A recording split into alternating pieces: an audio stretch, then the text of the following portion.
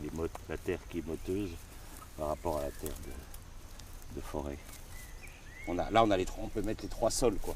Le sol cultivé, le sol de bord de champ peu touché par l'homme, très très bien tenu par les racines, puis le sol de forêt, vous voyez, qui est noir, qui est plein d'humus. Le mot humus, c'est ce qui a donné le mot homme, le mot humilité.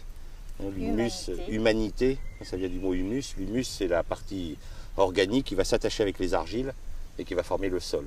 Le sol, c'est un milieu unique sur au moins dans le système solaire.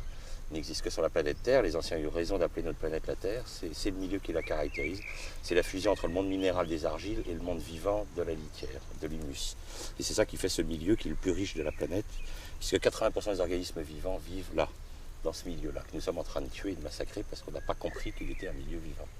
Alors qu'il est le milieu vivant par essence et la materia prima, d'où tout le système va. Nous vivons tous sur ce milieu-là, que nous massacrons et que nous détruisons.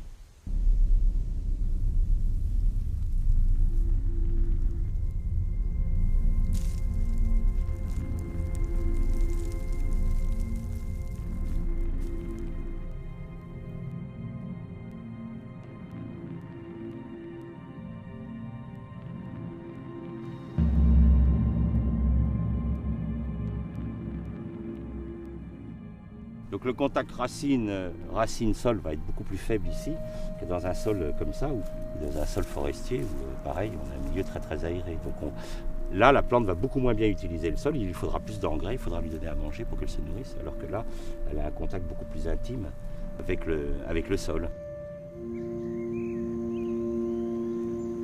On utilise des produits, on appelle ça les pesticides, hein, c'est bien dire ce que ça veut dire. Hein. C'est ce qui tue.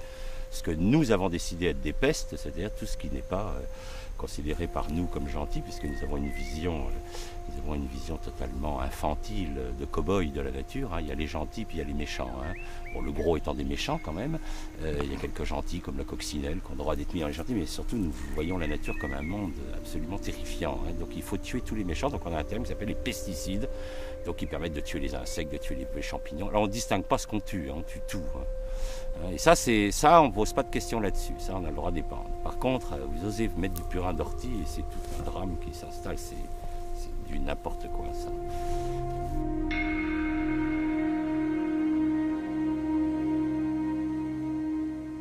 Dans un sol compacté comme ça, en fait, il y a une très forte densité, c'est très compact, vous n'avez quasiment pas d'oxygène, puisque c'est comme de la pierre.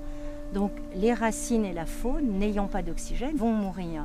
Un sol comme ça, c'est le cercle vicieux pour l'agriculteur. Il rentre dans une spirale infernale, c'est qu'il va être obligé de fertiliser. La fertilisation va affaiblir et provoquera plus de maladies. Ces plus de maladies, vous allez remettre des pesticides. Ces pesticides vont encore plus tuer cette faune, vont encore plus compacter. Et voilà.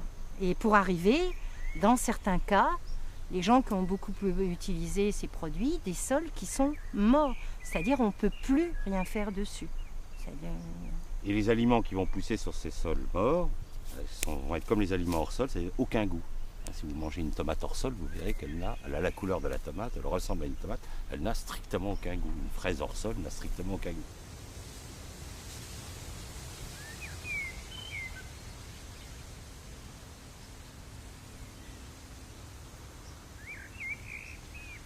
Si on demandait à tous les agriculteurs à l'heure actuelle de passer en biologie, d'arrêter de mettre ces produits, je pense que l'humanité serait très très mal parce que la Terre ne pourra pas produire. C'est déjà difficile et on ne peut pas changer. La Terre est morte.